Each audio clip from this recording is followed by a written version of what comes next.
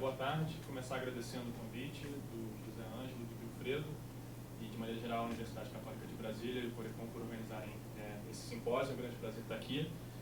Ao contrário dos papers que foram discutidos essa manhã, e eu acho que vão seguir a minha apresentação também, eu resolvi fazer um pupurri de 3 artigos diferentes. Então, na verdade, vou dar um sobrevoo sobre 3 artigos diferentes e com a esperança de que, na verdade, eu consiga fazer vocês entenderem a mensagem de cada um deles, ao invés de deixá-los absolutamente confusos em relação aos 3. Então, vamos ver se eu consigo cumprir essa missão. Essa aqui é a estrutura geral da apresentação. Vou começar falando de uma motivação geral, que eu acho que, em boa parte, na apresentação do Rodrigo, a gente já teve, em boa parte, uma motivação que eu vou falar na apresentação de hoje. Em seguida, eu vou entrar no tema de informalidade. Eu vou me deter em 3 subtópicos, digamos. Primeiro, nos anos 90, olhar os determinantes da informalidade, mas focando em particular no papel da abertura comercial. Depois, vou falar dos anos 2000 e argumentar que, em parte, do que houve, em certo sentido, é uma abordagem complementar à do Rodrigo.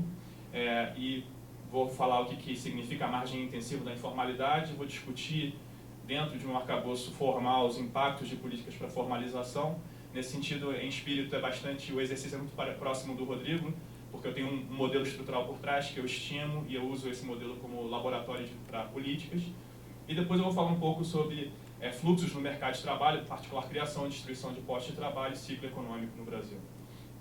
Então, a motivação geral, acho que todo mundo tem esses grandes números na cabeça, mas só para relembrar, entre 2001 e 2013, em particular, a gente observou uma queda basicamente contínua do desemprego e da informalidade. O Rodrigo já apresentou esse gráfico hoje, que é exatamente o espelho do que aconteceu nos anos 90, que também, de forma simétrica, houve um aumento contínuo do desemprego e da informalidade também. O rendimento do trabalho teve alta contínua desde 2003, cresceu em termos reais mais de 40%, e a desigualdade de rendimentos também teve queda basicamente contínua durante esses 12, 13 anos.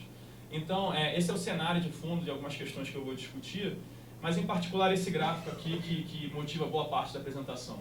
Quer dizer, em relação a esse primeiro slide, uma coisa que é importante ressaltar, eu acho que deixou vários analistas, criou um puzzle, na verdade, para vários analistas no período recente, é como a gente teve esse quadro concomitantemente, primeiro, um aumento contínuo do salário mínimo e bastante expressivo, como o Rodrigo já ressaltou, mas também em momentos, especialmente no período mais recente, de baixa atividade econômica. Então, como é que a gente conseguiu sustentar seguidamente baixas taxas de crescimento na taxa de desemprego e também redução da informalidade. Agora, o que eu acho particularmente interessante nesses 2 painéis aqui são dados da PME, porque permitem voltar de forma mais consistente até o início da década de 80. Eu separei em 2 painéis exatamente porque em 2002 há a quebra entre a PME nova e a PME antiga, mas basicamente são 2 séries de informalidade. A série vermelha é a razão entre assalariados sem carteira sobre com carteira, a série azul é a proporção de conta própria sem carteira na força de trabalho. O que a gente vê após um período de queda na década de 80, um aumento contínuo da informalidade nos anos 90, que foi, o espelho disso foi nos anos 2000, um período de queda contínua na informalidade no mercado de trabalho. E é em torno disso que eu vou centrar boa parte da minha apresentação. Eu vou querer argumentar com vocês que aqui, nesse lado, no painel esquerdo, o que houve 2 grandes choques estruturais na economia nesse período, ambos concentrados aqui no final dos anos 90 final dos 80 e início dos 90. O primeiro grande choque foi a revisão da Constituição de 88, que aumentou de forma brutal os custos de contratação com carteira ou contratação formal no mercado de trabalho, mudou os incentivos também para trabalhadores demandarem postos de trabalho formais, mas também houve abertura comercial. Então, o exercício empírico que eu vou mostrar para vocês é uma tentativa de separar exatamente os impactos da abertura comercial. E aqui, nos anos 2000, além dos aspectos que o Rodrigo já destacou, eu acho que também houve uma série de políticas do lado das firmas que aumentou, essas políticas aumentaram os benefícios de contratar com carteira e, por outro lado, aumentaram o custo de oportunidade de ser informal para as firmas. Então, entrando para o tema de informalidade, só para, ao longo da conversa, deixar 2 aspectos, 2 dimensões da informalidade bastante distintas, que é bom ressaltar. O primeiro deles é a informalidade das firmas, que, num trabalho que veio da minha tese de doutorado, eu faço essa diferenciação entre a margem extensiva e a margem intensiva da informalidade. A margem extensiva sendo a margem que a gente tem tradicionalmente na cabeça, o Rodrigo, no modelo dele, tem essa margem, que é a decisão da firma de formalizar ou não o seu negócio. Aqui no Brasil, essencialmente, se a firma vai ter CNPJ ou não. Agora, essa segunda margem, a margem intensiva, que eu acho que foi o Torinho que fez essa pergunta, ou não, talvez o Sérgio, que é exatamente o fato de firmas formais contratarem trabalhadores sem carteira.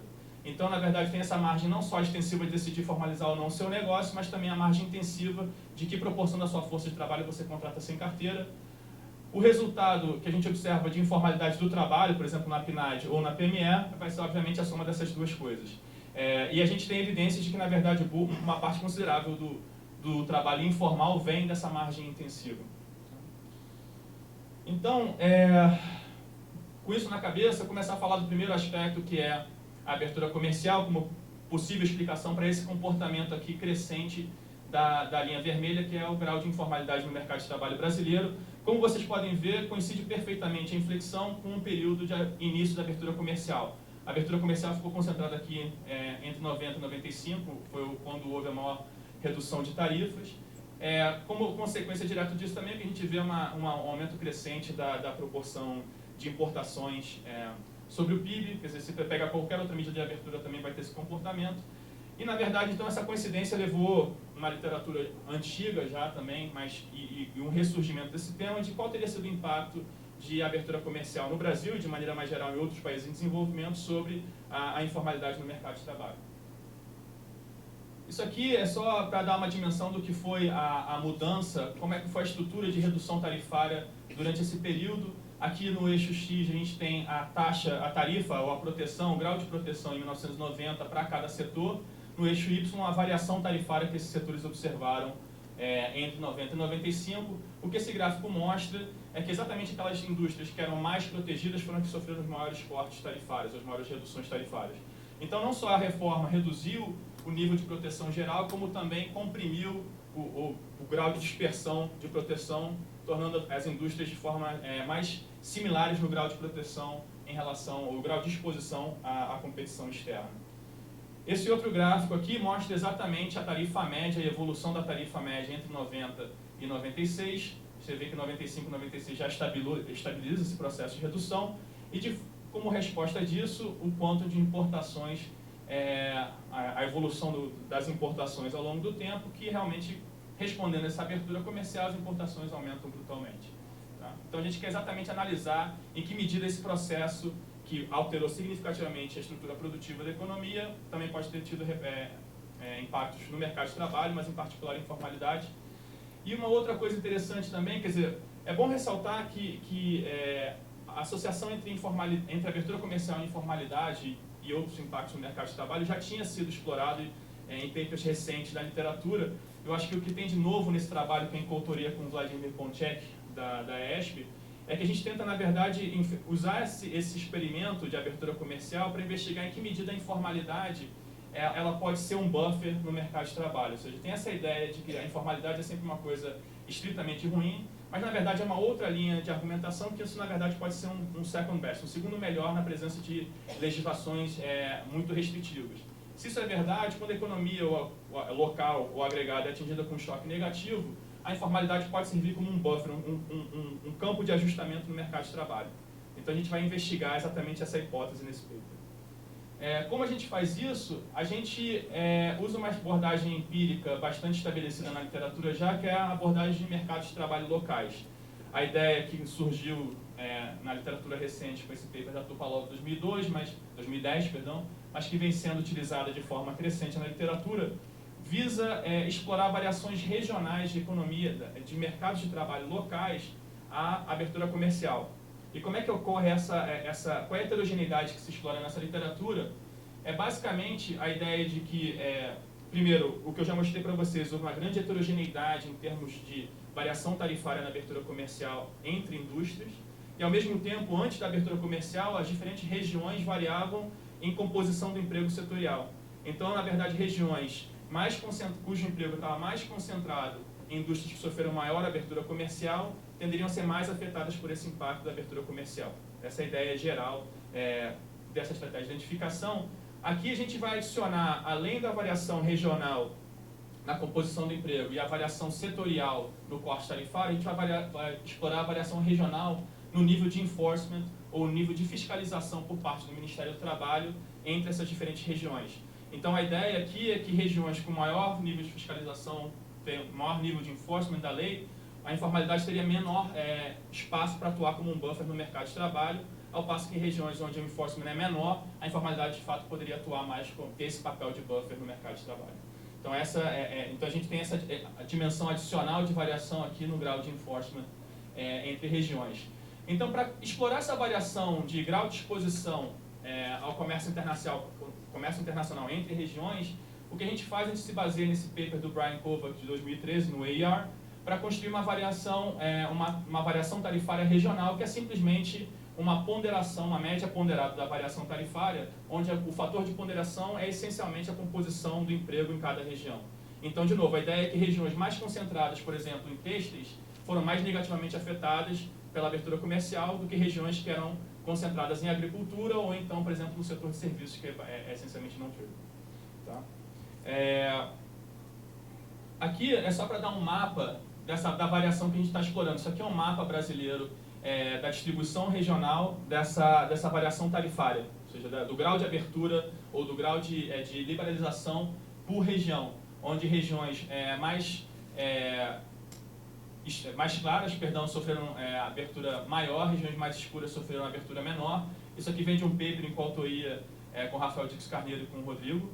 E, então, na verdade, é essa variação regional que dá para a gente a identificação econométrica do efeito de abertura comercial. Porque regiões mais ou menos expostas vão ter respostas diferentes no seu mercado de trabalho que são atribuíveis a exatamente esse grau de abertura que ocorreu entre 90 e 95. Então, como é que é feita como é que é feita a estimação nesse artigo? Tem um primeiro estágio onde a gente busca limpar os efeitos de composição sociodemográfica entre regiões. Porque essas regiões podem diferir em várias coisas que não só o seu grau de exposição à abertura comercial. Então, no primeiro estágio, a gente roda, isso tudo utilizando dados do censo demográfico, tá? A gente roda uma regressão individual para cada micro-região e recupera, usando como variável dependente os diferentes outcomes que a gente tem interesse no mercado de trabalho, que é informalidade, não emprego, onde não emprego aqui inclui desemprego, estar fora da força de trabalho, tá? E o diferencial formal e informal de salários e o nível de salários da região. Então a gente roda uma regressão onde a gente tem como dependente esses diferentes outcomes individuais, numa série de variáveis observáveis, como educação, gênero, raça, cor e status marital e outras características também. E a gente captura essa variável de tendência que vai exatamente capturar em nível da micro-região qual foi a mudança nesse outcome de interesse. Por exemplo, qual foi a mudança de informalidade que é peculiar daquela região, uma vez que a gente limpa toda a variação sociodemográfica atribuível a essas características observáveis. Tá? Uma vez rodando essas regressões para cada micro-região, a gente roda uma regressão no segundo estágio, onde a gente analisa exatamente como essa mudança regional foi afetada pelo grau de abertura comercial, que é capturado por essa variável grau de liberalização comercial regional. Então a ideia, no primeiro estágio, é limpar tudo que é composição sociodemográfica entre regiões. No segundo estágio, a gente captura a mudança que aconteceu, por exemplo, no grau de informalidade, na taxa de não emprego em cada micro-região e relaciona isso com o grau de abertura que aquela região foi exposta. Então, basicamente, no segundo estágio, é uma regressão muito simples, onde a gente roda esse coeficiente da tendência contra a variável que mede o grau de abertura comercial e uma série de danos de estado. Tá? Então, é um exercício bastante simples que já foi feito, na verdade, em outros artigos da literatura. Os dados que a gente utiliza, de novo, são os censos demográficos de 80, 91 e 2000. A variação de interesse entre 91 e 2000, a gente está expandindo isso para 2010, para poder ter uma ideia de efeitos de longo prazo. E 80 serve como um exercício de placebo para a gente, para tentar ver em que medida a exogeneidade, que é a hipótese de exogeneidade que a gente está fazendo, de fato, é atendida. As tarifas regionais vêm dos dados de tarifas desse paper antigo, do Honório Cume e coautores, e essa estratégia do Brian Kovac, que também propôs essa medida de variação regional do grau de exposição ao comércio exterior. Além disso, a gente tem que pegar os dados de inspeção no mercado de trabalho, porque esse é o que vai ser a nossa medida de enforcement no mercado de trabalho. A gente utiliza os dados do Ministério do Trabalho, que fornecem por município quantas inspeções foram feitas. Isso, obviamente, vai ser uma variável endógena nas nossas regressões, porque o grau de inspeção não é aleatoriamente distribuído entre as regiões, e a gente vai ter uma estratégia de variáveis instrumentais para lidar com isso. E os instrumentos vão vir exatamente desse paper aqui, da Rita Almeida e do Pedro Carneiro, que é a distância para o escritório de fiscalização mais próximo.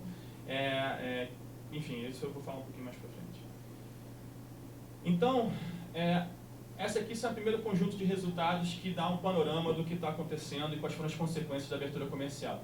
Então, de novo, aqui eu só vou mostrar para vocês os resultados de informalidade e de não emprego, ou seja, exatamente para tentar dizer alguma coisa em relação a essa hipótese de que a informalidade pode atuar como um buffer no mercado de trabalho. Então, aqui no primeiro conjunto de resultados para a informalidade, nessas 3 primeiras colunas, a gente relaciona a proporção ou grau de informalidade com o grau de abertura que aquela região foi exposta. Aqui, coeficientes negativos significam aumento, porque a gente está falando de redução tarifária. Então, o que esse coeficiente diz para a gente é que regiões que sofreram maior redução tarifária, ou seja, aumentaram sua exposição de forma mais intensa do que outras regiões, exposição ao comércio externo, tiveram um aumento relativo da informalidade. Esse resultado aparece em outros artigos também, isso não é uma particularidade da nossa abordagem.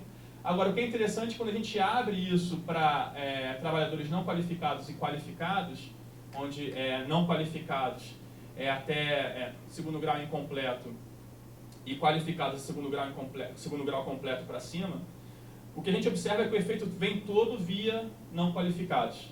Então, parece que esse choque negativo de demanda por trabalho na economia local teve um efeito adverso sobre a informalidade da economia local, aumentando a informalidade desses mercados locais, e esse efeito está todo concentrado aqui entre os não qualificados, porque o resultado para os qualificados parece, não só vai na direção oposta, mas totalmente não significante do ponto de vista estatístico.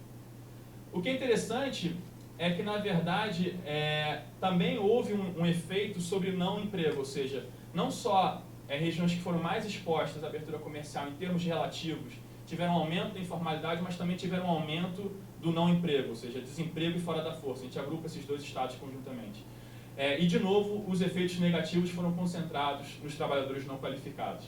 Então, esse é o ponto de partida da nossa análise, na verdade. Esses efeitos já foram identificados em papers anteriores, então a gente só faz esse exercício para, basicamente, mostrar que a gente está em consonância com esses artigos anteriores, exceto essa heterogeneidade ainda não tinha sido explorada, o que a gente, de fato, tem implicações redistributivas também no mercado de trabalho. Então, na verdade, só para dar uma ideia de quão fortes são esses efeitos, se a gente for do percentil 10 para o percentil 90 de intensidade de abertura, tá, o que significa uma variação tarifária uma redução tarifária de 0,1 pontos de log, na verdade, o que isso implica em termos de efeito da informalidade é um aumento de 3,6% da informalidade para um efeito médio nesse período de 7,7. Então, é um efeito bastante substantivo, na verdade. Para o não emprego, ainda mais substantivo, porque ir do percentil 90 para o percentil 10 para o percentil 90 implica um aumento do não emprego de 2,1%, quando a média foi 2%. Então, na verdade, explicaria quase que a integralidade dessa mudança média no período. Então, são efeitos substantivos observados nesse período, vindos da abertura comercial. É importante ressaltar que esses efeitos são todos relativos, tá? Ou seja, a gente não consegue falar nada, como é um diff entre regiões, a gente não consegue falar nada do efeito geral que a abertura comercial teve no mercado de trabalho no país como um todo, porque a gente está sempre limpando o efeito médio geral e está vendo os efeitos relativos entre regiões. Agora, os resultados que são de fato novos vêm dessa especificação aqui, ou seja, uma vez que a gente viu que a abertura comercial teve efeitos diferenciados entre diferentes regiões mais ou menos expostas, a pergunta que a gente quer fazer aqui é, na verdade, se há heterogeneidade de efeitos para o grau de enforcement que essas regiões são submetidas, ou seja, será que o efeito sobre informalidade e não emprego foi diferente para regiões que foram mais ou menos expostas à abertura comercial, mas principalmente que têm maior ou menor grau de enforcement local, tá? E, de novo, a ideia aqui é que quando você tem maior enforcement, aquele efeito sobre informalidade provavelmente vai ser muito menor ou nulo, e o efeito potencialmente sobre desemprego ou não emprego vai ser muito maior, exatamente porque as firmas e os trabalhadores não têm esse canal da informalidade para ajustar. Tá? Então, como é que a gente faz isso? A gente estima aquela regressão de segundo estágio adicionando um termo de interação entre o RTC, que é a medida regional de abertura comercial, e o grau de enforcement da região J. O grau de enforcement a gente mede como inspeções totais na segunda metade da década, que é quando a gente tem os dados. Tá? Então, inspeções totais por número de firmas na região J. Então, como se fosse um número de inspeções per capita, onde o denominador aqui é o número de firmas. Como esse número é claramente, essa estatística é claramente endógena, tá certo? As inspeções não são alocadas aleatoriamente. Então, a gente tenta instrumentalizar esse grau de enforcement utilizando uma ideia que está nesse paper da Rita Almeida e do Pedro Carneiro, de que existe uma tecnologia de enforcement que um dos inputs importantes é o quão próxima a firma está do escritório de inspeção.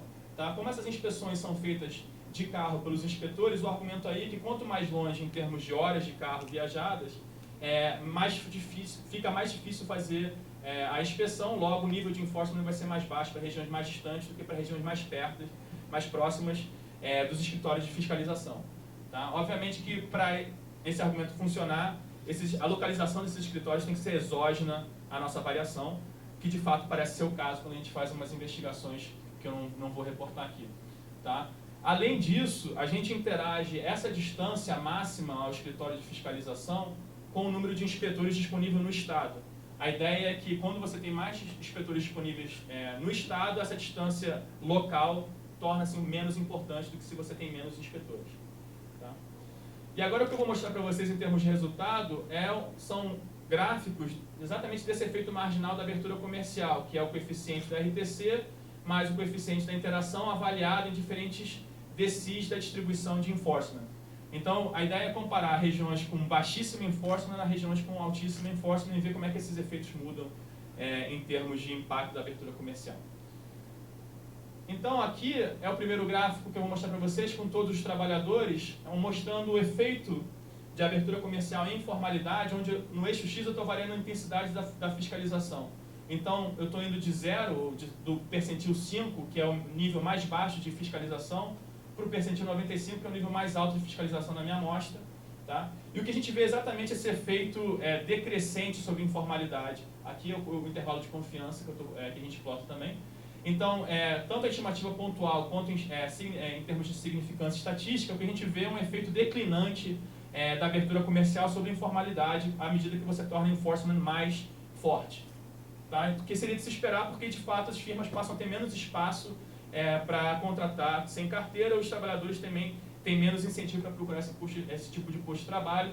Aqui seria o que aconteceria no caso do artigo que o Rodrigo apresentou, se você aumenta a probabilidade de inspeção para um grupo de firmas. Tá? Então, se você imaginar o paper que ele apresentou mais cedo como várias economias locais, se você aumenta a probabilidade de detecção, você encontraria um resultado desse tipo. O que é interessante é que, de novo, o efeito vem todo de trabalhadores não qualificados. Tá? Quando a gente roda aquela mesma regressão de segundo estágio, condicionando a trabalhadores não qualificados, o efeito se torna muito mais forte, na verdade. Se eu plotasse esse gráfico para os qualificados, o efeito seria um zero estatístico, basicamente. Tá? Só que eu não vou colocar aqui por questões de tempo. Agora, o que também a gente acha mais interessante são esses resultados em conjunção com esses aqui. Ou seja, aqui eu estou plotando o efeito da abertura comercial sobre o não emprego para diferentes regiões com grau de enforcement diferente. De novo, indo do menor nível para o maior nível. Então, o que a gente vê aqui é um comportamento exatamente oposto ao da informalidade. Ou seja, regiões com maior enforcement tiveram menor impacto sobre informalidade e maior impacto sobre não emprego. Sugerindo que, na verdade, regiões com menor enforcement tinham uma margem de ajustamento maior em direção à informalidade e isso, por conseguinte, gerou efeitos sobre não emprego menores. Esse é o raciocínio por trás da forma como a gente interpreta esses resultados. E, de novo, o efeito é muito mais forte para os não qualificados. Aqui você vê que o efeito é levemente crescente quando você vai do menor para o maior nível de enforcement. Então, o que esses resultados em conjunto sugerem é que, de fato, a informalidade pode ter esse papel de segundo melhor quando a economia, por exemplo, é atingida por um choque negativo, que, na ausência desse canal de informalidade, o ajuste seria todo via desemprego, expulsão para fora da força de trabalho. Quando você tem um ajuste, ou esse canal de ajuste da informalidade, esses efeitos são menores, mas, por outro lado, você aumenta o nível de informalidade como decorrência desse choque. Passando para os anos 2000, eu só vou mostrar um gráfico aqui, depois vou falar do modelo de maneira geral. Esse gráfico aqui é o que aconteceu com a proporção de trabalhadores informais por tamanho de firma ao longo desse período. Tá? Então aqui, normalizando para 1 em 2003, a gente vê que na verdade a maior queda em termos proporcionais na informalidade veio da informalidade em trabalhadores que estão localizados em firmas com 11 trabalhadores ou mais. Tá? A gente não sabe se essas firmas aqui com 11 trabalhadores ou mais são formais ou informais, mas é bem provável, pelo que a gente conhece da literatura e de outras bases de dados, que essas firmas com 11 trabalhadores ou mais sejam formais do ponto de vista da margem extensiva. Ou seja, firmas com 11 trabalhadores ou mais, como tem são mais visíveis para o governo, tem maior probabilidade de serem formais e, portanto, isso aqui sugere que a maior redução da informalidade durante esse período veio da margem intensiva, em termos relativos. Ou seja, são firmas que eram formais, já que contratavam trabalhadores sem carteira, que ao longo do período passaram a contratar mais trabalhadores com carteira de forma proporcional. Tá? Então aqui é simplesmente uma dimensão dos números, da redução da proporção de trabalhadores informais em firmas até 5 trabalhadores, passou de 66,3% para 59%, e trabalhadores informais em firmas com 11 ou mais trabalhadores caiu quase pela metade, tá? Essa proporção. Então, sugerindo que, em parte, boa parte daquele movimento declinante da informalidade que a gente viu ao longo dos anos 2000 pode ter vindo dessa margem intensiva. Então, agora eu vou discutir com vocês alguns aspectos da... Eu tenho que até... 12? Tá bom. Então, o que está por trás dos resultados que eu vou mostrar para vocês agora é também um modelo estrutural diferente do que o Rodrigo apresentou.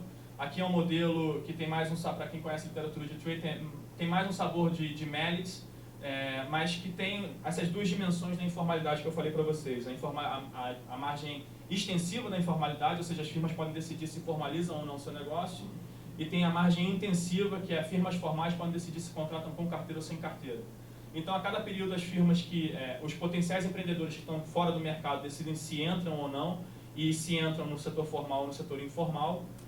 As firmas que já estão operando no setor formal decidem quanto contratar com carteira e sem carteira, as firmas que estão operando no setor informal decidem quanto produzir. Tá? Então, o que eu faço, eu estimo esse modelo estruturalmente, utilizando dados da PNAD, diferentes momentos de base de dados que a gente tem, que inclui a ESINF, que é a Pesquisa da Economia Informal Urbana, que tem dados sobre firmas formais e informais. Eu utilizo também os dados da RAS para complementar essa base de dados, que contém o universo de firmas formais e seus trabalhadores formais, e também alguns momentos agregados da economia usando a PNAD. Então, depois de estimar, uma vez estimado o modelo estrutural, eu tenho um laboratório para fazer diferentes simulações de política, para tentar responder diferentes perguntas ou fazer diferentes contrafactuais. Então, aqui a primeira coisa que eu faço é uma espécie de taxonomia das firmas informais, utilizando o modelo. Tá? Então, isso aqui é para 2003, porque é o último ano que a gente tem dados disponíveis para as firmas informais, e eu tento responder a pergunta qual é a composição do tipo de firmas que a gente encontra no setor informal. Na literatura de informalidade existe essa tipologia de 3 visões do que as firmas informais são ou do que elas fazem. Tá? O primeiro tipo é essa visão um pouco mais otimista, que é a visão do Hernando de Soto, que o setor informal é composto por firmas potencialmente muito produtivas, mas que basicamente são restritas se defrontam com uma restrição de custo de entrada no setor formal. Uma vez que você eliminasse esses custos de formalização, esses custos fixos de formalização, essas firmas se formalizariam e não só se formalizariam, mas teriam um desempenho superior ao que elas têm no setor informal presentemente, porque você está exatamente eliminando essa restrição à operação delas. Tá? A outra visão, essa visão que é meio consultoria McKinsey e os relatórios, que é alguma coisa entre um policy report e um paper acadêmico, que sugerem que é uma visão muito mais negativa, que na verdade o setor informal é composto por o que eles chamam de firmas parasitárias. São firmas que poderiam se formalizar, mas decidem não fazê-lo porque é ótimo para elas.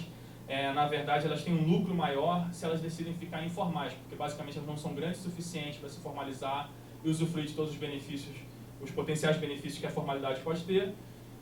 então a decisão ótima delas é se manterem informais. Tá? Então não importa se você reduz os custos fixos de formalização ou não, elas vão continuar decidindo a se manter no setor informal. Nesse sentido, o setor informal é algo bastante prejudicial à economia, né, segundo essa visão, porque, na verdade, gera, por exemplo, uma profunda má alocação de fatores na economia, porque essas firmas estão sendo, de fato, subsidiadas pela falta de enforcement. Isso faz com que elas roubem market share de firmas formais mais produtivas e isso, por si só, gera uma má alocação de fatores na economia. E tem uma outra visão, que acho que até o Rodrigo fez uma alusão rápida, que ela se relaciona mais com uma literatura mais antiga de informalidade e desenvolvimento, que tem essa noção de dualidade, mas nessa dualidade, na verdade, o setor informal é composto por firmas que jamais se formalizarão, porque elas são basicamente empreendedores de baixíssimo capital humano e que não tem como sobreviver no setor formal, e o setor informal, nesse sentido, seria uma estratégia de sobrevivência para elas. Tá? Então, na verdade, essas três visões, elas têm alguma influência na literatura, mas mais do que isso, elas têm implicações profundamente diferentes para como você pensa em formalidade e políticas para formalização. Tá? Então, o que eu faço primeiro, utilizando o modelo estimado, é tentar avaliar a importância relativa de cada uma dessas visões nos dados. Tá? E aí o que a gente vê, na verdade, é que essa visão otimista em relação à informalidade é muito baixa, ou seja, corresponde a só a 13% das firmas. Isso também racionaliza porque, por exemplo, políticas como simplificação e redução de custos fixos de formalização, como a Doing Business e outras iniciativas do Banco Mundial apregoam, tá certo? Por que elas têm um impacto muito limitado em formalização ou outros indicadores relevantes, tá certo? Basicamente porque você tem um conjunto de firmas muito pequeno que está sendo restrito por esses altos custos de formalização. Então, quando você olha para essas iniciativas e os diferentes estudos utilizando microdados, o que eles mostram é que essas políticas que reduzem os custos fixos de formalização têm impactos muito limitados na formalização das firmas informais e na criação de novas firmas formais.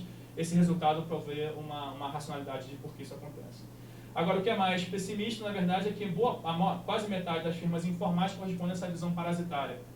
Então, na verdade, você pode reduzir os custos fixos de formalização e ainda assim essas firmas vão optar por permanecer na informalidade, porque elas já oferem lucros maiores na informalidade. E a única solução aqui, na verdade, ou seria drasticamente reduzir a cunha de impostos ou, na verdade, aumentar o enforcement. Tá? Só que aumentando o enforcement aqui, você vai ter potencialmente outras consequências negativas. E se você aumentar o enforcement, outro problema de aumentar a fiscalização é que você não consegue distinguir quem é quem aqui, tá certo? Ou seja, você não vai bater na porta da firma e saber você é do tipo sobrevivente, você é do tipo parasitário, e você vai matar esses caras aqui. Tá? Então essa é um pouco a implicação desse gráfico, que são confirmadas nas simulações de equilíbrio geral que eu faço utilizando esse modelo. Então, primeira coisa que acontece aqui, então, nessa primeira coluna, a economia do baseline, que corresponde à economia brasileira em 2003. As outras colunas correspondem ao contrafactual desses indicadores, quando eu reduzo os custos de entrada. Aqui é basicamente zero os custos de entrada no setor formal, então custa a mesma coisa criar uma firma formal ou criar uma firma informal. Aqui eu reduzo em 20 pontos percentuais o imposto sobre a folha, que corresponderia a eliminar a contribuição patronal, por exemplo, para a Previdência Social. Aqui, nessa penúltima coluna, eu aumento a fiscalização sobre as firmas informais. Nesse caso, é como se o Ministério da Fazenda fizesse uma operação maciça de fiscalização de firmas informais que não estão registradas. Nessa última coluna aqui, eu aumento a fiscalização sobre as firmas formais que contratam sem carteira. Então, aqui é como se o Ministério do Trabalho fosse às ruas fiscalizar mais intensivamente as firmas formais. Então, a primeira coisa que acontece aqui, quando o Ministério do Trabalho começa a ir mais para as ruas, obviamente você reduz a proporção de trabalhadores sem carteira na economia, que é essa primeira linha aqui. Passa de 35% para 30%. Em certo sentido, esse exercício aconteceu, não nessa intensidade, mas esse exercício aconteceu ao longo dos anos 2000, porque, de fato, o Ministério do Trabalho intensificou a sua atuação na fiscalização. O problema disso é que, ao aumentar a fiscalização das firmas formais, você está aumentando o custo, de fato, que as firmas formais se deparam no setor formal, porque agora a firma formal pequena não tem mais a opção de contratar sem carteira. Se ela contrata sem carteira, ela é imediatamente detectada pelo Ministério do Trabalho. O que acontece com isso? Isso desencoraja a decisão de firmas de se tornarem formais e, portanto, o grau de informalidade entre as firmas aumenta. Tá? Então, na verdade, você tem dois efeitos opostos aqui. De um lado, você desencoraja as firmas a se formalizarem, de outro, você encoraja a contratação de firmas formais. Do ponto de vista do número de firmas ativas na economia, há uma pequena redução exatamente por esse efeito de desencorajamento. Quando você passa a fiscalizar as firmas informais, e diga-se de passagem, essa política aqui é extremamente cara se você pensasse em implementá-la, porque essas firmas são muito pequenas e são muito dispersas, espacialmente até. Então, mas ainda assim, se você imaginasse uma política desse tipo, o que acontece é que você reduz drasticamente o grau de informalidade. Porque você está matando todas as firmas informais, algumas se formalizam, mas basicamente você mata muitas firmas informais, e com isso você reduz drasticamente a proporção de trabalhadores informais na economia e também a proporção de firmas informais na economia. O problema disso é essa linha aqui, ou seja, exatamente porque você está aumentando o enforcement, você efetivamente está matando uma massa de firmas que estava ativa na economia baseline, e isso reduz drasticamente a massa de firmas ativas na economia. Então você tem esse efeito aqui, que é um efeito misto. De um lado você aumenta a TFP, ou seja, a produtividade média da economia aumenta, porque exatamente você está se livrando de um monte de firmas que são de baixíssima produtividade.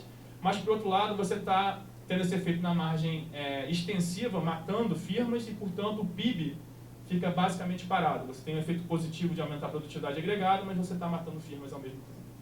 Tá? E, por outro lado, se você reduz os custos fixos de formalização, o que acontece é que você tem um impacto substancial no grau de informalidade das firmas, cai mais de 20 pontos percentuais, mas o grau de informalidade do trabalho permanece basicamente inalterado. E a razão disso é a margem intensiva, de novo, porque você está incentivando firmas pequenas e pouco produtivas a se formalizarem. Então, quando isso acontece, elas se formalizam de fato, mas contratam uma grande proporção da sua força de trabalho sem carteira. Então, o resultado líquido disso é basicamente a informalidade do trabalho parado aqui. Tá? Só que você tem os efeitos opostos aqui nessa linha do GDP e da TFP, você tem efeitos opostos aos efeitos observados quando você aumenta o enforcement na margem extensiva. Porque você reduz o custo de entrada no setor formal, você permite que uma série de firmas pouco produtivas se formalizem, isso por um efeito de composição acaba reduzindo a produtividade média da economia, mas você está aumentando o número de massa, você está aumentando a massa de firmas ativas na economia ao fazer isso. Então o PIB acaba aumentando. Tá? Então tem esses efeitos que vão em direções opostas. 4 minutos. Eu tinha toda uma sessão aqui para mudar um pouco drasticamente de rumo, para falar de fluxo do mercado de trabalho e ciclo econômico.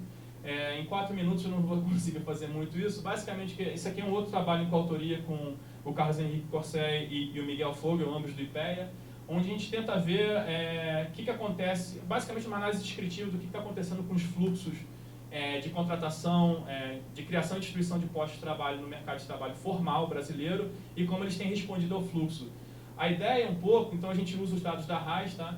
Mas a ideia é um pouco tentar entender o porquê desse gráfico aqui. Então aqui em cinza, nessas barrinhas em cinza, correspondem ao componente de ciclo que a gente utiliza, que é basicamente um filtro filtro HP sobre a série de PIB a índices básicos. Tá? Eu consultei alguns macroeconomistas, eles falaram que isso aqui enfim, todo mundo usa e ninguém gosta, mas se você usa outro tipo de filtro um pouco, enfim, que macroeconomistas gostam um pouco mais, na verdade os resultados não mudam, então a gente resolveu usar esse porque essencialmente porque é o mais comum. Tá? Mas basicamente a gente quer explicar esse comportamento aqui do log do emprego formal aumentando continuamente desde 96, independente do ciclo econômico. Em particular, esse período mais recente, pós-2009, que chamou mais a atenção. Porque o desemprego continuou caindo, o emprego formal continuou aumentando, a revelia do que acontecia no grau de atividade da economia. A gente tem uma série de resultados aqui, mas basicamente, se eu escolhesse um gráfico para falar sobre isso, eu escolheria esse aqui, que é mostrando a criação e distribuição líquida de postos de trabalho, tá, ao longo do ciclo para o setor de serviços e para o setor da indústria. Tá? Então essa linha sólida aqui é a indústria. E o que a gente pode ver que aparece basicamente refletido em manchetes de jornal. A indústria sempre acusa o golpe da atividade econômica, você pode ser visto claramente aqui em 2009, a taxa de criação líquida despencou, ou seja, a indústria destruiu liquidamente postos de trabalho, mas, por outro lado, serviço está aqui em cima. Tem flutuação, mas é sempre uma criação positiva. embora tenha sentido o efeito da crise aqui, por exemplo, em 2009, foi muito menor o impacto do que a indústria.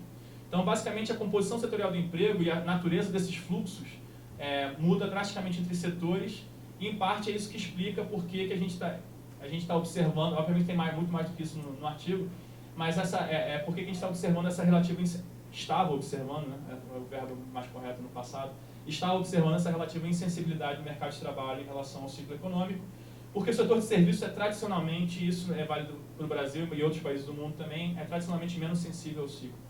Então, em particular, foi criador líquido de pós-trabalho ao longo desse período todo. E esse aqui, 2/3 da força de trabalho está nesse setor, e no setor de comércio tem um comportamento muito parecido. Tá? Então, a gente tem... na verdade, tem algumas regressões que mostram que o canal de sensibilidade é tudo via contratação e não via demissões, que também é um fato estilizado existente para o resto da literatura. Mas eu acho que eu não vou ter tempo de passar por isso, porque aqui é por tamanho de firma, a gente tem uma série de resultados que mostram isso. Aqui é simplesmente o que eu estava falando para vocês. Aqui uma regressão, tipo uma correlação simples entre a margem de contratação, que é esse H aqui, e a margem de emissões, separações, que é o S. Todo o efeito do ciclo vem via contratações. Tá? Então, exatamente porque a gente tem uma rotatividade muito alta no mercado de trabalho brasileiro também, a rotatividade basal é muito alta. Então, as firmas fazem seu ajustamento via a margem de contratações. Isso independe se você inclui uma série de controles para composição por tamanho, por setor, enfim, esse resultado se mantém inalterado. Tá? Mas em benefício do tempo eu vou encerrar por aqui e a gente pode discutir mais durante as perguntas no café. Obrigado.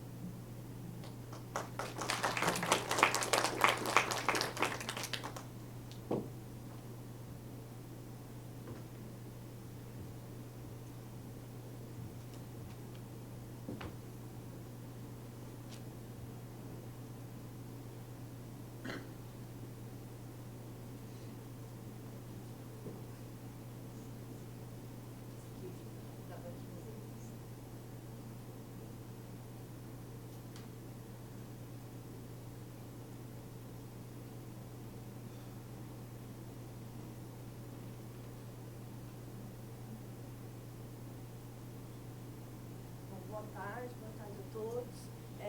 Primeiro também quero agradecer o convite do Carlos, do professor José Dizio, perdão. Oi? Não? Você desligou? Oi? Tá funcionando? Agora tá? Tá? Tá funcionando? Tá? Não? Agora tá. Então vou fazer tudo de novo. Boa tarde a todos. Primeiro quero agradecer o convite do Carlos e do professor José Nino por estar aqui hoje. Agradecer também a Católica e o Corecon pelo evento. Né? O trabalho que eu vou apresentar vai fugir um pouquinho das apresentações que vieram antes, né? Porque é um tema mais diferente dos demais, vamos dizer assim. Esse artigo, né, ele é resultado da dissertação da Felícia, que até não voltou, talvez voltasse, talvez não, mas é o resultado do trabalho da Felícia de dissertação. Tá? Bom, o que a gente quis discutir, basicamente, é olhar para os efeitos adversos, no caso de existirem, né, da gravidez precoce, ou seja, da gravidez na adolescência. Tá? E são resultados de curto prazo, vocês vão ver daqui a pouquinho. Por quê? Porque a gente, na verdade, só está observando a menina logo após o nascimento. Então, a gente não consegue vê-las lá na frente, a gente está vendo só no curto prazo. Tentar motivar um pouquinho o porquê que a gente quis olhar para esse tema, alguns dados. Esse primeiro aqui é um dado do DataSUS, que mostra para a gente um número, na verdade é só o percentual, de ocorrências de nascimentos vivos que são para a faixa etária de 15 a 19 anos. Ou seja, do total de ocorrências de nascidos vivos, a proporção de crianças que são de mães que têm entre 15 e 19 anos. E quando a gente observa esse dado, na verdade é um número relativamente alto. Né? Então, quase 20% aí em 2013 das mães tinham entre 15 e 19 anos. É uma coisa que chama atenção. Quando a gente olha comparativamente com outros países, aqui é taxa de fecundidade, para cada 1.000 adolescentes entre 15 e 19 anos, o número que já teve filho, né, que tem filho. Né? Então, por exemplo, no Brasil, ali no dado de 2012, quase de 1.071 meninas. Esse número é bem diferente, por exemplo, se a gente olha a média dos países do OCDE. Então, relativamente a outros países,